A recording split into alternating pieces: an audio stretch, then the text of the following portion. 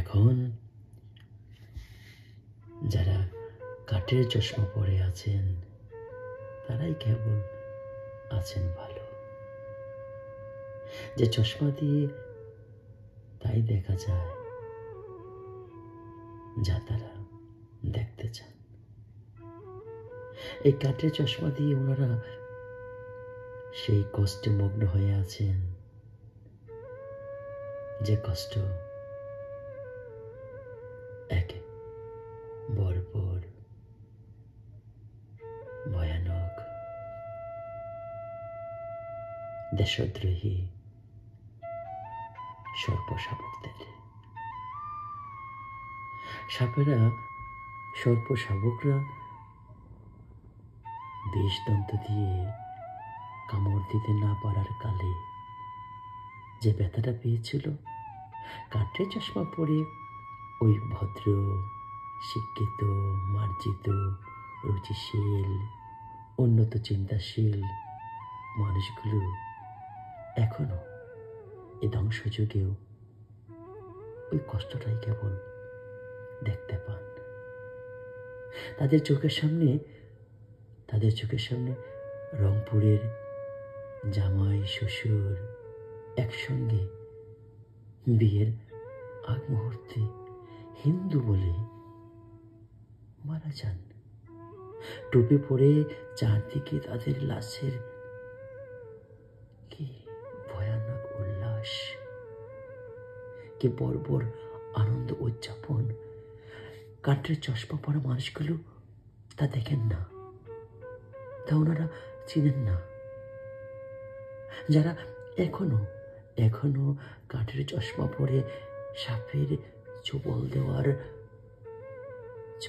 না দেওয়ার বেদনায় নীল হয়ে আছেন, সাপেদের কষ্টে দুঃখে জর্জরিত হয়ে বেদনায় মানবিক চোখ দিয়ে জল ফেলছেন আর বলছেন আসমানকে এখনো কাঁপে না। তারা এগুলো দেখে না। তাদের চোখে মুরাদনগরের সেই নারীর শাখা পরা, সিঁদুর পরা নারীর বিবস্ত্র দেহের দৃশ্য চোখে পড়ে না, কারণ তারা ভালো আছেন। তারা এই চেয়েছিলেন, এই তাদের কামনা বাসনা, দীর্ঘদিনের লালিত স্বপ্ন সফল হচ্ছে, তাই তারা বেশ ভালো আছেন। কাঠের চশমা পরে এখনো সাপের বাচ্চাদের ছোবল না দিতে পারার বেদনার গোষ্ঠী, সাময়িক গোষ্ঠী এখনো বহুত অনেক কষ্টে আছেন। ওনারা মিটফুট দেখেন না। মিটফুটে তেতলানো দেহটার মধ্যে লুকিয়ে থাকা বাংলাদেশকে দেখতেই পারেন না। চোখে ওনাদের পড়ে না। ওনাদের চোখে কখনো পড়ে না গাজীপুরের সাংবাদিক, কখনো ভাসে না উৎসব মণ্ডলের চেহারা।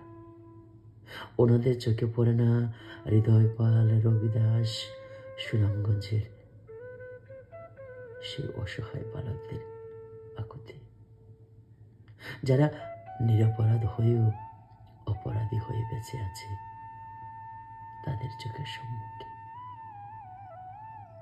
এখনো তারা মনিরামপুর, যশোর, অভয়নগর এগুলো কিছুই দেখেন না। কিন্তু কয়দিন আগে রংপুরে এক হিন্দু বালকের ফেসবুক অ্যাকাউন্ট, সেখানে ধর্মের নামে রসরাজ নাটকের নতুন মঞ্চায়ন করে গ্রামের পর গ্রাম লুটপাট করা হলো, জ্বালিয়ে দেওয়া হলো, উড়িয়ে দেওয়া হলো সমস্ত কিছু। মানুষ ভ্যানে বসে ঘর বাড়ি ছেড়ে চলে যাচ্ছে অন্যত্র। এসব তাদের চোখে পড়ে না। হিন্দু মানুষ ভ্যান করে কেন, ভ্যানে বসে কেন, পায়ে হেঁটে সীমানা দিয়ে চলে যাবেন অন্য দেশে। ওই যে বলেছেন একজন ওনাদেরই গুরু, ওনাদেরই দরবেশ। এই দেশে থাকতে গেলে অনেক কিছু কনভার্ট করে থাকতে হবে, তা না হলে সীমানা খোলা আছে। আপনি দেখেছেন ওই বক্তব্যের কেউ বিরোধিতা করতে? দেখেননি। দেখবেন কেন? কাঠের চশমা পরা মানুষগুলো তো এইরকম গুরুদেব, এইরকম ব্যক্তিদেরই পূজারী। তারা মুখের সামনে সুন্দর কথা বলবেন, শিক্ষিত, মার্জিত, রুচিশীল, কত কিছু দেখবেন, কিন্তু অন্তরে তাদের তো সেই একই বিষ, একই চেতনা, একই চাওয়া। যে চাওয়াটা কুকুরে চায়, সেই চাওয়াটা নিরামিষ বুঝি তাদের হরিণেও চায়।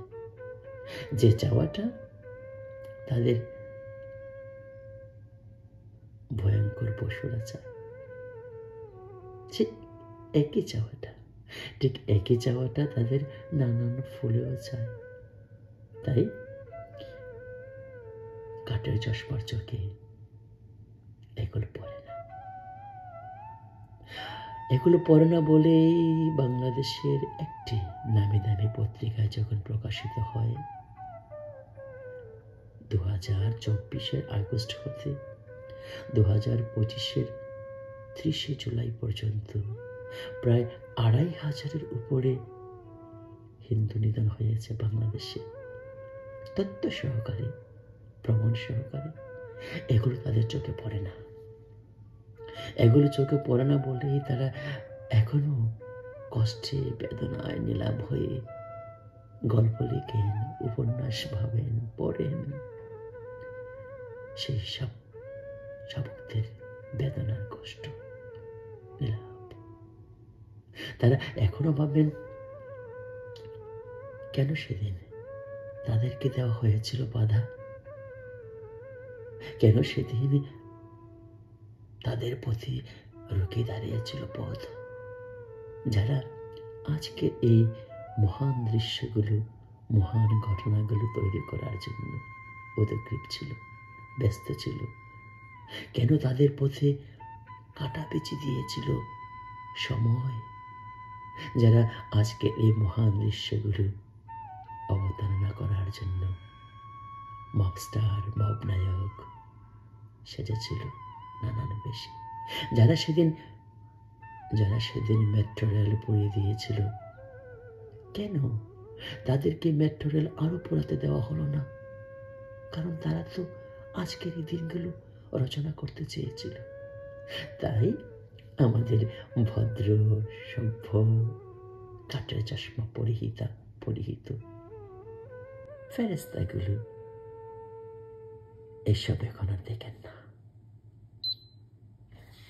দেখেন না পাঠ্য বই হতে কিভাবে সরিয়ে দেওয়া হয়েছে হিন্দু, খ্রিস্টান, বৌদ্ধ সকল কলমকে। দেখেন না কিভাবে ঘোষণা হয়ে যায় একটি দেশের একটি মানচিত্রের ঘোষণাপত্র তার সকল সংখ্যালঘুদের নালায় ফেলে রেখে দিই, কালো কাপড় দিয়ে ঢেকে রেখে দিই। এগুলো তারা দেখেন না। কাঠের চশমা পরা মানুষগুলো এভাবে ভালো আছেন, তারা ভালো থাকবেন কারণ তারা অন্ধকার চেয়েছিলেন। যে অন্ধকারটা চেয়েছিলেন এটাই তারা পেয়েছেন। মানচিত্র পরে হিন্দুদের বাঁচাও বাঁচাও বলে আর্তনাদ। রংপুর, চট্টগ্রাম, খুলনা বিভাগ ধরে হিন্দুদের, সংখ্যালঘুদের করুণ আর্তনাদ। কখনো তারা মবের শিকার, কখনো তারা